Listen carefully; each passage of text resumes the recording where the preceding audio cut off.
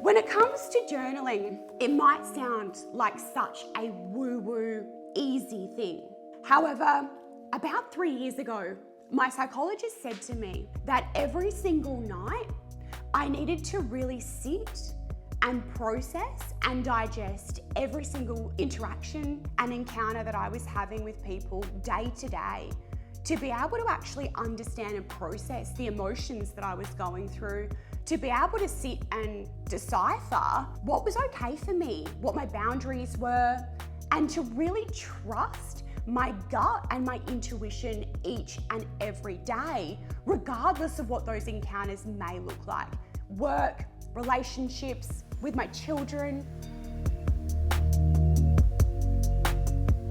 Every night I will journal on my daily reflections, on people I meet, and for me it's so important. Clarity is king, and each and every day that we're actually able to reflect and see a situation for exactly what it is, we learn to strengthen our boundaries, we learn what is okay for us, but also we learn what's not okay for us. My thoughts on finding and magnetizing healthy relationships are that in order for us to show up in the world and actually align with people, we need to know who we are first.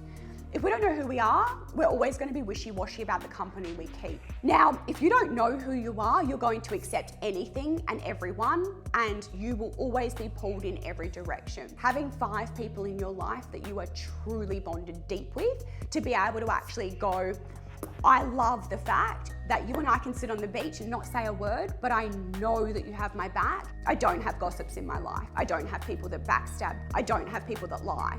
It would be a 1-cup boundary for me. I trust you, you have my back. You have integrity. You live in alignment and you live intentionally. You choose your words and you choose your actions, and I know that you will always have my back. And if that is not you, you are not in my life, and I can promise you that. Journaling will be your best friend, and I know that this will resonate with so many women based on the fact that I personally read everyone's DMs, so I know what people are experiencing. And if you're ever in a situation where you're like, what was that? What happened here? One of the DMs I had today was from a woman who felt like she'd been excluded from a friendship group. And you're sitting there and you're like, why? Like, what happened? What were the steps that led up to that? And you've now got a journal that you can go back through and go like, oh yeah, I can see that. I can see that maybe at this point here, I wasn't showing up as the best version of myself, or maybe there's a lesson within the last interaction that you had that you couldn't see before. And you're able to actually reflect and live intentionally and go, how do I want to show up in the world and who do I want to be? This is what I call a strawberry plate. Women aren't coping, and we're not talking about it enough, and we're feeling like we've got no support and we've got nowhere to turn. And it's like every single woman that I'm coming across at the moment seems to have the exact same story and the exact same narrative. The secret to life is knowing you are in charge of exactly where you want to go, where you want to be, and exactly who with. I'm done.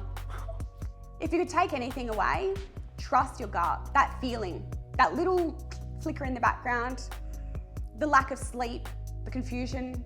If it doesn't sit right, it's not right. It's not. Trust your gut. I gotta go get my son from the gym, guys. Nice journaling session. Glad I poured my heart out on the internet once again. The oversharing continues. I'm out. Oh, Sophie.